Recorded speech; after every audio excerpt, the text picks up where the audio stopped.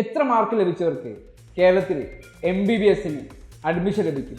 NEET എക്സാമിനേഷന് ശേഷം വളരെയധികം ചർച്ച ചെയ്യുന്നൊരു കാര്യം, അല്ലെങ്കിൽ ഏറ്റവും അധികം കുട്ടികൾ ടെൻഷൻ അടിക്കുന്നൊരു കാര്യമാണ്. ഒരു വർഷമായിട്ട് ഉറക്കമൊഴിച്ച് എക്സാമിനേഷൻ എഴുതി എക്സാമിനേഷൻ്റെ മാർക്കുമായിട്ട് വീട്ടിൽ വന്നപ്പോൾ ആദ്യം സമാധാനമുള്ളവരൊക്കെ ഇപ്പോൾ സമാധാനം നഷ്ടപ്പെട്ട അവസ്ഥയിലാണ്. ഓൾറെഡി ഒരു വീഡിയോ എൻ്റെ ചാനൽ അപ്ലോഡ് ചെയ്തിട്ടുണ്ട്. ഓൾ ഇന്ത്യ ലെവലിൽ നിങ്ങൾക്ക് എത്ര മാർക്ക് ഉണ്ടെങ്കിൽ അഡ്മിഷൻ ലഭിക്കും.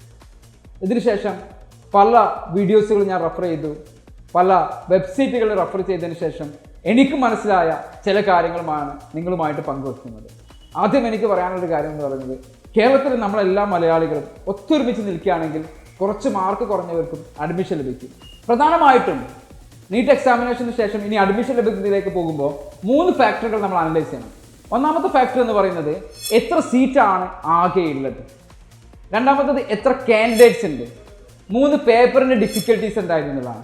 നമുക്കറിയാം, കഴിഞ്ഞ വർഷത്തിനെ കമ്പയർ ചെയ്യുമ്പം 24 ലക്ഷം കുട്ടികൾ ഈ വർഷം എക്സാമിനേഷൻ എഴുതിയിട്ടുണ്ട്.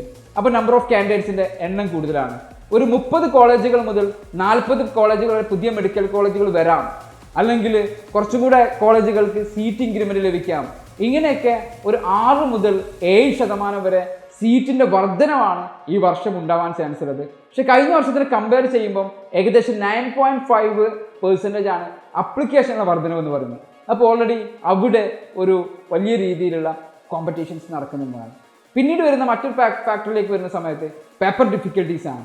പേപ്പർ ഡിഫിക്കൽട്ടീസ് പറയുന്നത് വളരെ ഈസി ആയിരുന്നു എന്ന് പറയുന്ന സമയത്ത് തന്നെ ഓൾ ഇന്ത്യ ലെവലിൽ നമ്മൾ എടുക്കുമ്പോൾ ഉള്ളതാണ് നമ്മൾ കൺഫ്യൂഷൻ ആക്കുന്ന ഒരു കാര്യം എന്ന് പറയുന്നത്. ഇന്ന് കേരളത്തിലെ പല പ്രമുഖരായിട്ടുള്ള ചാനലുകളും അല്ലെങ്കിൽ എൻട്രൻസ് കോച്ചിങ്ങിൻ്റെ ചാനലുകൾ ചെയ്യുന്ന സമയത്ത് അവിടെയൊക്കെ വലിയ രീതിയിലുള്ള മാർക്കുകൾ ലഭിക്കുന്ന ഇത്രയും കുട്ടികൾ ഉണ്ടാകുമെന്ന് അവർ അനുമാനം പറയുന്നുണ്ട്. ഇനി കേരളത്തിന് പുറത്തേക്ക് പോകുമ്പോൾ എന്താണ് സംഭവിക്കുക എന്നുള്ളത് എപ്പോഴും കൺഫ്യൂസ്ഡാണ്. എന്നാലും എൻ്റെ പ്രഡിക്ഷൻ എന്ന് പറയുന്നത് ഒരു 620 മുകളിൽ മാർക്കുള്ള ഒരു കുട്ടിക്ക് ഓൾ ഇന്ത്യ ലെവലിൽ എവിടെയെങ്കിലുമൊക്കെ അഡ്മിഷൻ ലഭിക്കുമെന്ന് തന്നെയാണ് മനസ്സിലാക്കാൻ സാധിച്ചിട്ടുള്ളത്. കേരളം മാത്രമല്ലല്ലോ എക്സാമിനേഷൻ എഴുതിയിട്ടുള്ളത്, കേരളത്തിൽ മാത്രമല്ലല്ലോ എക്സാമിനേഷൻ നടന്നിട്ടുള്ളത്, ഓൾ ഇന്ത്യ ലെവലിൽ എക്സാമിനേഷൻ നടന്നിട്ടുണ്ട്. ഓൾ ഇന്ത്യ ലെവലിൽ ഇത്രയും ഒരു ബൂം ഉണ്ടാവുമോ, എല്ലാവർക്കും ഫിസിക്സ് ഇത്ര ഈസി ആയിരുന്നോ എന്ന് നമുക്ക് പ്രിഡിക്റ്റ് ചെയ്യാൻ സാധിക്കില്ല. കമ്പയർ ചെയ്യുന്ന സമയത്ത് ഈ ഒരു വിഷയം ഈസി ആയിരുന്നു എന്നുള്ളത് കൊണ്ട് കഴിഞ്ഞ വർഷത്തിനേക്കാളും 40 മുതൽ 50 മാർക്ക് വരെ വ്യത്യാസം ഉണ്ടാകുമെന്നാണ് പറയപ്പെടുന്നത്. ഞാൻ മനസ്സിലാക്കുന്നത് ഒരു 635 മാർക്കിന് മുകളിലുള്ളവർക്ക് കേരളത്തിൽ അഡ്മിഷൻ ലഭിക്കാൻ ഒരു ചാൻസ് ഉണ്ട് എന്നുള്ളതാണ്. ഇത് ഷുവറായിട്ട് പറയുകയെന്നല്ല, ഇതിൽ നമുക്ക് തന്നെ പ്രഡിക്ഷൻ നടത്താൻ സാധിക്കുകയില്ല. ഒന്നാമത്തെ കാര്യം എന്ന് പറയുന്നത്, കേരളത്തിലെ അഡ്മിഷൻ പ്രൊസീജിയറും സെൻട്രൽ ഗവൺമെൻറ്റിൽ നിന്ന് ഇങ്ങോട്ട് മാറുന്ന സമയത്ത് OBC എന്ന് പറയുന്നത് 27% ആണ് സെൻട്രൽ ഗവൺമെൻറ്. ഇവിടെ നമ്മൾ അതിൻ്റെ കാറ്റഗറി വേറെയാണ്. അങ്ങനെ ഒരുപാട് ഘടകങ്ങൾ വരുന്നത് കൊണ്ട് തന്നെ കാറ്റഗറി റാങ്ക് പ്രധാനമാണ്. ഓരോ കാറ്റഗറിയിലും എത്ര ആളുകൾ വരും, ഇതെല്ലാം നമുക്ക് അനുമാനിക്കുക എന്ന് പറയുന്നത് ഇമ്പോസിബിൾ ആയിട്ടൊരു കാര്യമാണ്. ഏറെക്കുറെ എന്തെങ്കിലുമൊക്കെ ഒരു പ്രഡിക്ഷൻ നടത്തണമെങ്കിൽ തന്നെ നിങ്ങളുടെ റാങ്ക് വരികയുമാണ്. പക്ഷേ മലയാളികളായ നമ്മൾ ഒരുമിച്ച് നിൽക്കുകയാണെങ്കിൽ നിങ്ങൾക്ക് ചെയ്യാൻ പറ്റുന്ന ഒരു കാര്യമുണ്ട്. മാർക്ക് കിട്ടിയ നല്ല മാർക്കുള്ള കുട്ടികളോട് എനിക്ക് റിക്വസ്റ്റ് ചെയ്യാനുള്ളത്, നിങ്ങളെപ്പോലെ ഉറക്കമൊഴിച്ച് നിങ്ങളുടെ പോലെ സോഷ്യൽ മീഡിയയിൽ നിന്ന് എക്സിറ്റ് ചെയ്ത് ഈ ഒരു MBBS എന്നുള്ള അല്ലെങ്കിൽ ഈ ഒരു മെഡിക്കൽ ഫീൽഡിലേക്ക് എത്തണമെന്ന് ഡ്രീം ചെയ്ത് വന്ന കുറേ പേരുണ്ട്. നിങ്ങൾക്കൊരു പക്ഷേ 650, 690, 700 മാർക്ക് കിട്ടിയിട്ടുണ്ടെങ്കിൽ നിങ്ങൾ ചെയ്യേണ്ട ഒരു ഫേവർ എന്ന് പറയുന്നത്, നിങ്ങളെ കൂട്ടുകാരെ, നിങ്ങളെപ്പോലെ പ്രിപ്പയർ ചെയ്തവരെ കേരളത്തിൽ പഠിക്കാൻ അനുവദിക്കണം. അതിന് നിങ്ങൾ ചെയ്യേണ്ടത് ഓൾ ഇന്ത്യ ലെവലിൽ കിട്ടുന്ന മാക്സിമം ഫെസിലിറ്റീസ് ഉപയോഗിക്കണം.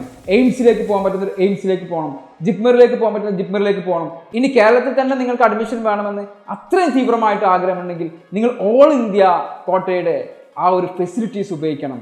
കേരളത്തിൽ നിങ്ങൾക്ക് കോഴിക്കോട് മെഡിക്കൽ കോളേജിലും ട്രിവാൻഡ്രം മെഡിക്കൽ കോളേജിലൊക്കെ നല്ല മാർക്ക് ഉണ്ടെങ്കിൽ ഓൾ ഇന്ത്യ ഫെസിലിറ്റീസ് ഉപയോഗിച്ച് ആ 15% സീറ്റിലേക്ക് മലയാളികളായ വിദ്യാർത്ഥികൾ തന്നെ മാക്സിമം എത്താൻ ശ്രമിച്ചു കഴിഞ്ഞാൽ നിങ്ങൾക്ക് ഒരാളെ കൂടെ ഇവിടെ അഡ്മിഷൻ എടുക്കാൻ സഹായിക്കാൻ പറ്റും. എന്തായാലും നിങ്ങൾക്ക് കാലിക്കറ്റ് മെഡിക്കൽ കോളേജ് വേണം, ഓൾ ഇന്ത്യ ലെവലിൽ ട്രൈ ചെയ്ത് നോക്കൂ. ഓൾ ഇന്ത്യ ലെവലിൽ ട്രൈ ചെയ്തിട്ട് Calicut medical college first option ആയിട്ട് അവിടെ നിങ്ങൾക്ക് ലഭിക്കുകയാണെങ്കിൽ നിങ്ങൾ മനസ്സിലാക്കുക, ഒരു വിദ്യാർത്ഥിക്ക് ഇവിടെ നിങ്ങൾക്ക് അഡ്മിഷൻ ലഭിച്ചു. മാർക്ക് കൂടുതലുള്ള കുട്ടികൾ മാക്സിമം ഈ ഫെസിലിറ്റീസ് ഉപയോഗിക്കുക. പിന്നെ എൻ്റെ ഒരു അനുമാനം ഞാൻ പറയുകയാണെങ്കിൽ, ഇനി കേരളത്തിൽ ഇങ്ങനെ ഒരുപാട് ആളുകൾക്ക് മാർക്ക് ഉണ്ടെങ്കിൽ നമുക്ക് സന്തോഷിച്ചൂടെ. മാർക്ക് കൂടിയ കുട്ടികൾക്ക് എയിംസിലും ജിപ്മറിലൊക്കെ പോകട്ടെ, അപ്പോൾ ഈ നമുക്കിവിടെ ഫെസിലിറ്റീസ് വരുമല്ലോ.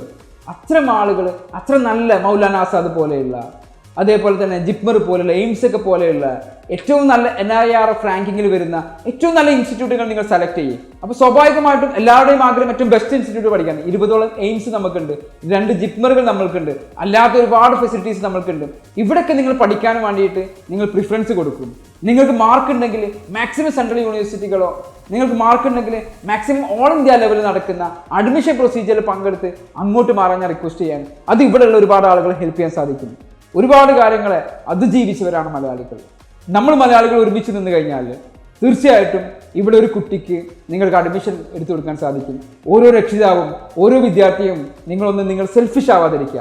ഞാൻ കാരണം ഒരു കുട്ടിക്കും കൂടെ അഡ്മിഷൻ ലഭിക്കട്ടെ, നിങ്ങൾ കാരണം 2 ഡോക്ടർ ഇവിടെ വരട്ടെ, ഞാൻ കാരണം ഒരു ഡോക്ടറും കൂടെ, ഞാൻ എൻ്റെ അഡ്മിഷൻസ് ഓൾ ഇന്ത്യ ലെവലിലാണ് എടുക്കാൻ ശ്രമിക്കുക. ഈ ഒരു രീതിയിൽ നമ്മൾ ചെയ്യുകയാണെങ്കിൽ തീർച്ചയായിട്ടും ഇവിടെ ഒരുപാട് വിദ്യാർത്ഥികൾക്ക് അത് അഡ്മിഷൻ എടുക്കാൻ സാധിക്കും. ഇനി എനിക്ക് പറയാനുള്ളത്, അഥവാ നിങ്ങൾക്കിവിടെ അഡ്മിഷൻ ലഭിച്ചിട്ടില്ലെങ്കിൽ this is not the end of life. ഇതല്ല ലൈഫിന് തന്നെ സെറ്റ് ചെയ്ത് ഇതിലേറെ വലിയ ഓപ്പർച്യൂണിറ്റീസ് ഉണ്ട്. ഡോക്ടർ ആവാൻ സാധിക്കുന്നില്ലെങ്കിൽ ഇതിലേറെ വലിയ പല ഓപ്പർച്യൂണിറ്റീസ് ഉണ്ട്. ചില സമയത്ത് നിങ്ങൾക്ക് ഡോക്ടർ ആവാൻ സാധിക്കാത്ത, ഞാൻ അറിയുന്ന ആൾ എനിക്ക് ഡോക്ടർ ആവാനൊന്നും സാധിച്ചില്ല, പക്ഷേ ഇന്ന് ഞാൻ സാറ്റിസ്ഫൈഡ് ആണ്. ഒരുപാട് ഡോക്ടേഴ്സിന് ഞാൻ സാലറി കൊടുക്കുന്നുണ്ട്. I am the owner of the hospital. Entrepreneurship നിങ്ങൾക്ക് പഠിക്കാം, വേറെ പല കോഴ്സുകൾ നിങ്ങൾക്ക് പഠിക്കാം. ആർട്ടിഫിഷ്യൽ ഇൻ്റലിജൻസ് പോലുള്ള കാര്യങ്ങൾ ഇവിടെ ഭൂമായിട്ട് വരുന്ന സമയത്ത് അതിലേക്ക് പഠിക്കാം. നിങ്ങൾ ഉറക്കം ഒഴിച്ച് നിങ്ങൾ പഠിച്ചിട്ടുണ്ടെങ്കിൽ നിങ്ങളുടെ സമയം എവിടെയും വേസ്റ്റ് ആയിട്ടില്ല. ഏഷ്യയിൽ വെച്ചിട്ടുള്ള ഏറ്റവും ടഫസ്റ്റ് എക്സാമിനേഷൻ നിങ്ങൾ അറ്റൻഡ് ചെയ്തു. ആ അറ്റൻഡ് ചെയ്തതിൽ 24 ലക്ഷം കുട്ടികൾ എഴുതി. അതിൽ 1 ലക്ഷത്തിന് താഴെ നിങ്ങൾക്ക് എത്താൻ പറ്റുമോ? നിങ്ങൾ ആരാണ്? അത്രയും കപ്പാസിറ്റി ഉള്ള ഒരു കുട്ടിയാണ്. ഇനി നിങ്ങൾ ഒരു 12,000 വരുന്ന, അല്ലെങ്കിൽ 12 ലക്ഷം വരുന്ന, അല്ലെങ്കിൽ 12 ലക്ഷം വരുന്ന അതിൽ ക്വാളിഫൈഡ് ആയോ? നിങ്ങൾ ആരാണ്? വളരെ പവർഫുൾ ആയിട്ടൊരു വ്യക്തിയാണ്. നിങ്ങൾ ഏഷ്യയിലെ ഏറ്റവും വലിയ എക്സാമിനേഷൻ അറ്റൻഡ് ചെയ്ത് ലൈഫിൻ്റെ ഏർലി സ്റ്റേജിൽ ഏറ്റവും ബിഗ്ഗസ്റ്റ് ആയിട്ട് ചലഞ്ചസിലൂടെ കടന്നു പോയിട്ടുണ്ടെങ്കിൽ ഇവിടുന്ന് അങ്ങോട്ടുണ്ടാകുന്ന ഓരോ ഒബ്സ്റ്റാക്കിൾസിനെയും ഓരോ ചലഞ്ചസിനെയും മറികടക്കാൻ എൻ്റെ ഈ ഒരു ധൈര്യം, ഞാൻ ശീലിച്ച ശീലം എനിക്ക് സഹായകമാകുമെന്ന് വിശ്വസിച്ചുകൊണ്ട് പുതിയ ഗോളുകൾ സെറ്റ് ചെയ്ത് മുന്നോട്ട് പോകണം. ഡോക്ടർ അല്ലെങ്കിൽ വേറെ എന്ത്, അങ്ങനെ ആലോചിക്കേണ്ടവരാണ് ആലോചിക്കുക. എന്ത് സ്ട്രാറ്റജിയാണ് മേക്ക് ചെയ്യേണ്ടത്? എയും ബിയും സിയും പ്ലാൻ ഉണ്ടാക്കുക. ഇത് കിട്ടിയില്ലെങ്കിൽ എന്നൊരു പ്ലാനും കൂടെ മേക്ക് ചെയ്യും. ടെൻഷൻ അടിച്ചോടെ കിടക്കില്ല. ഇത് കിട്ടിയില്ലെങ്കിൽ പോട്ടെ, ഞാൻ ബിയിലേക്ക് പോകും. ബി കിട്ടിയില്ലെങ്കിൽ സിയിലേക്ക് പോകും. 6 വർഷം 7 വർഷം കഴിയുമ്പോൾ എൻ്റെ ലൈഫ് ഒരു സക്സസ്ഫുൾ ആയിട്ടുള്ള ലൈഫായിരിക്കും. ഒരു സക്സസ്ഫുൾ ആയിട്ട് കരിയറിൽ ഞാൻ എത്തിയിട്ടുണ്ടാവും എന്ന് ചിന്തിച്ച് തുടങ്ങുന്നവർക്ക് നിങ്ങൾക്ക് ഹാപ്പിനെസ് തിരികെ വരും. ഇതുവരെ ഉറക്കൊഴിച്ചില്ലേ? ഇനി സമാധാനമായിട്ട് ഉറങ്ങും, സമാധാനത്തിൽ നിൽക്കുക. ഇത് കിട്ടിയാലും ഞാൻ ഓക്കെയാണ്, കിട്ടിയില്ലെങ്കിലും ഓക്കെ എന്നൊരു മൈൻഡ് സെറ്റ് ക്രിയേറ്റ് ചെയ്യുകയും മാർക്ക് കൂടിയിട്ടുള്ള എൻ്റെ അനിയന്മാരോട്, എൻ്റെ അനിയത്തിമാരോട് എനിക്കൊന്നും കൂടെ റിക്വസ്റ്റ് ചെയ്യാനുള്ളത്, നിങ്ങൾ കാരണം ഒരു ഡോക്ടറും കൂടെ ഉണ്ടാവട്ടെ. മാക്സിമം ഈ ഒരു ഫെസിലിറ്റീസ് ഉപയോഗപ്പെടുത്താൻ വേണ്ടി നമ്മൾ ശ്രമിക്കുക. Thank you.